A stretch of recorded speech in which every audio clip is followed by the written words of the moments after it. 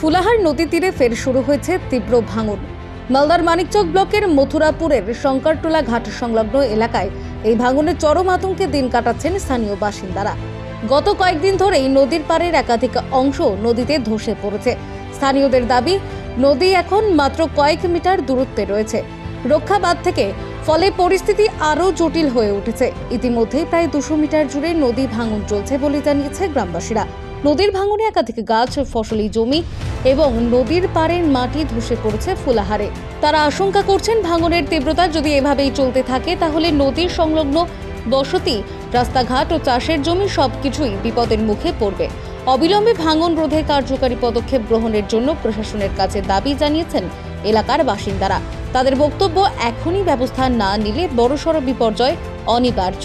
এ বিষয়ে আতঙ্কিত বাসিন্দারা জানিয়েছেন, পরিস্থিতি খারাপ আছে, কারণ এটা অনেক দিন থেকে ভাঙছে, প্রায় 1 বছর থেকে। এর আগের বারও বন্যা এসেছিল।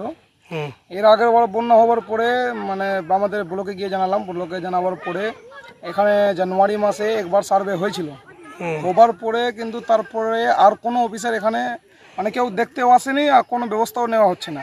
এখন কি অবস্থা? এখন অবস্থাটা প্রচুর পরিমাণে খারাপ আছে। প্রত্যেক দিন কাটতে আছে, এমন নাই কি কেটে গেছে থেমে গেছে। এই মিনিমাম 10 দিন থেকে প্রচুর পরিমাণে কাটছে। যেরকম কাটছে কি আর বেশিক্ষণ লাগবে না বাঁধের কাছে পৌঁছাতে, কারণ বাঁধ তো অনেক কাছে গেছে। এখান থেকে বাঁধ মাত্র 100 মিটার হবে, 100 থেকে 150 মিটার মাত্র।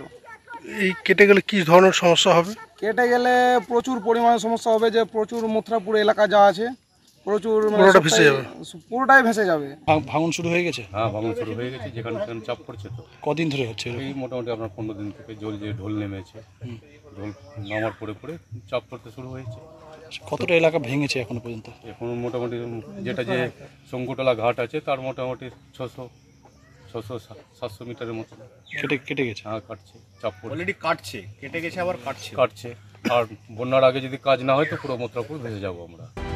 এ বিষয়ে মানিকচক ব্লক প্রশাসনের এক আধিকারিক জানান, বিষয়টি নজরে এসেছে, দ্রুত ভাঙন রোধে প্রয়োজনীয় ব্যবস্থা নেওয়া হবে। মালদা থেকে পরিতোষ সরকারের প্রতিবেদন, নিউজ টুডে।